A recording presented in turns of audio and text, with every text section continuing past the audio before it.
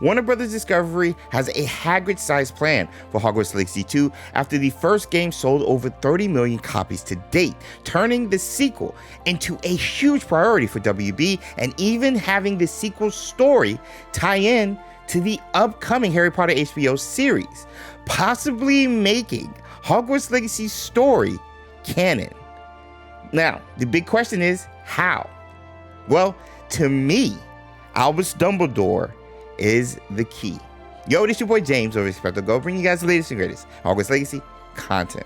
Albus Percival Wolford Brian Dumbledore was a professor and a headmaster at Hogwarts in the Harry Potter series. He's an odd old man, but an incredibly powerful wizard who has earned the trust of the entire wizarding world up to this point. Professor McGonagall and Hagrid in the first book both mention Dumbledore's power with a sense of awe and respect, stating that Dumbledore is the only person Voldemort fears, and through the eyes of many characters in the book, Dumbledore personified wisdom and power. And to Harry Potter himself, a father figure and a trusted friend.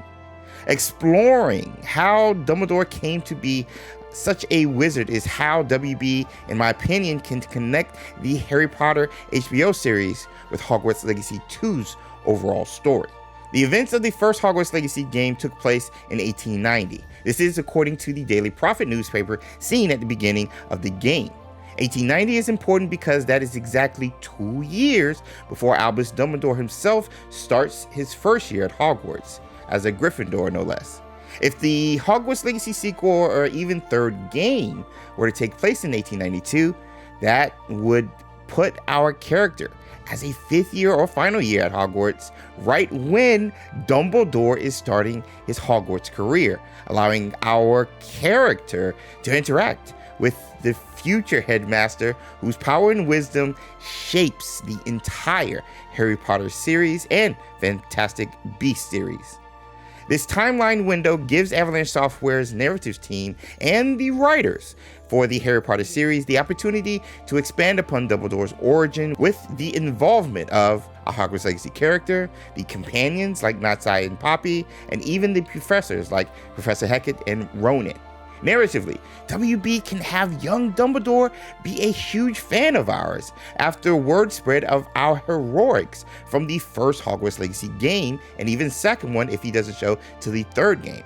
Gameplay-wise, for the Hogwarts Legacy sequel, this would be a great opportunity to make Albus Dumbledore another companion, allowing us to go on adventures with him, get to know his tragic backstory, and even teach him everything we know, including ancient magic. Eventually passing on the legacy that was inherited to us, expanding upon why Albus Dumbledore at such a young age was so talented, at least from a narrative and technical perspective. This to me leads us to the second way Albus Dumbledore can connect both the Harry Potter franchise and the Hogwarts Legacy franchise, and that's going to be his pure brilliance. In Harry Potter and the Deathly Hallows, Dumbledore's childhood friend says this about young Dumbledore, and I quote, "By the end of the first year, he would never again be known as the son of a Muggle hater, but as nothing more or less than the most brilliant student ever seen at the school," end quote. The Harry Potter Wiki continues highlighting Dumbledore's brilliance at a young age by saying, and I quote, "Albus Dumbledore's aptitude for magical learning was such that he would eventually grow up to become arguably the greatest wizard of his day through largely his own efforts. He was noted to have had access also to various highly accomplished teachers in his youth who each would have played a part in nurturing his magical skills and helping him reach his full potential." The last part of this quote, referencing teachers in his youth who helped Dumbledore reach his full potential, could narratively be the Hogwarts Legacy professors, and of course, us, the main character of the Hogwarts Legacy franchise, shaping the young Dumbledore seen in the Hogwarts Legacy sequel into the wizard we've known in the Harry Potter series. For example, in Harry Potter and the Philosopher's Stone, we find out that Dumbledore himself was famously known for finding 12 uses for dragon's blood.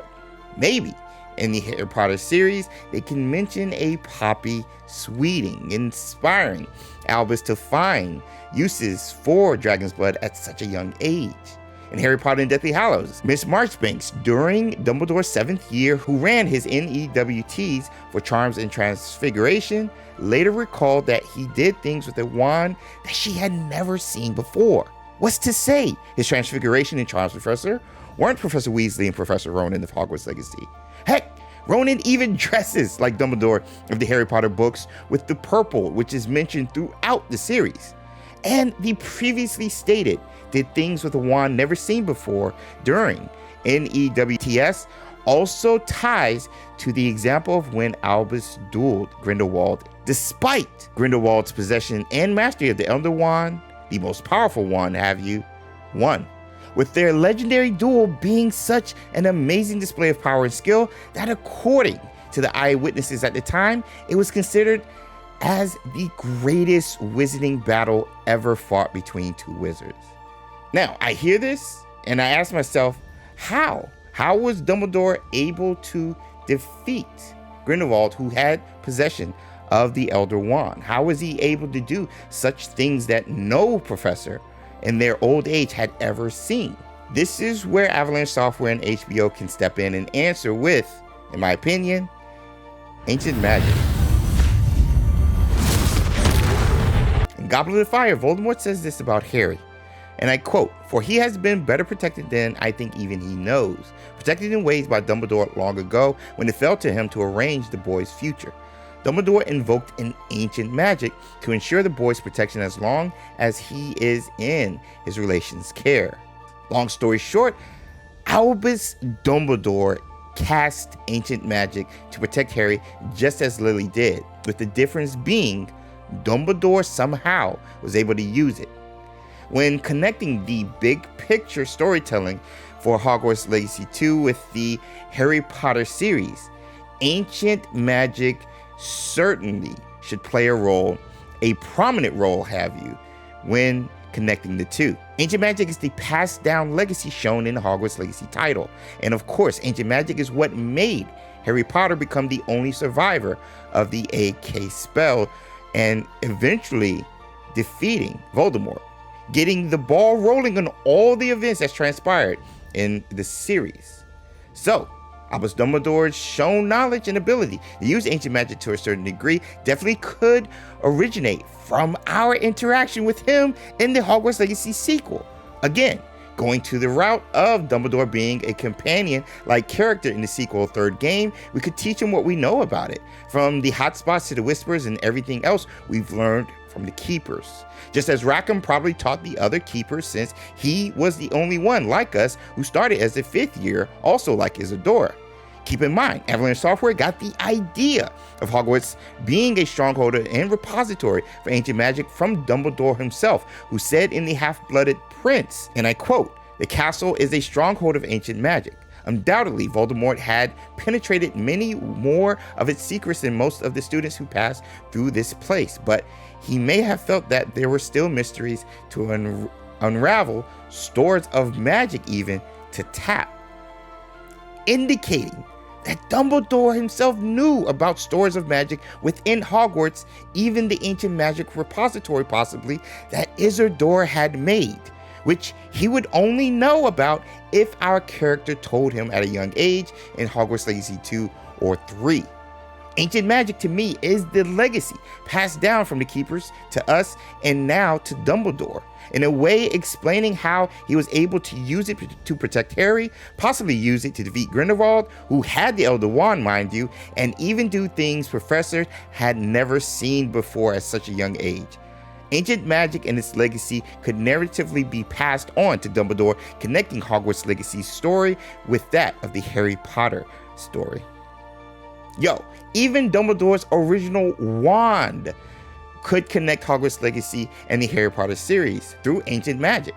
J.K. Rowling, if you remember, back in 2007, during a Bloomsburg live chat, said this about Dumbledore's first wand, and I quote, "I must admit, I always wondered why nobody ever asked me what Dumbledore's wand was made of, and I couldn't say that, even when asked, what do you wish you'd been asked, because I would have signed posts just how significant that wand would become." The how significant it would become, quote, possibly refers to Dumbledore using his original wand to defeat the most powerful wand, the Elder Wand, which is a very significant event that changed the Wizarding World and Harry Potter franchise and even the Fantastic Beasts franchise. But the significance of the wand in the case of Hogwarts Legacy just could be as simple as ancient magic, explaining or expanding upon the how of Dumbledore's past. Heck, the wand even looks like the ancient magic swirl seen in Hogwarts Legacy.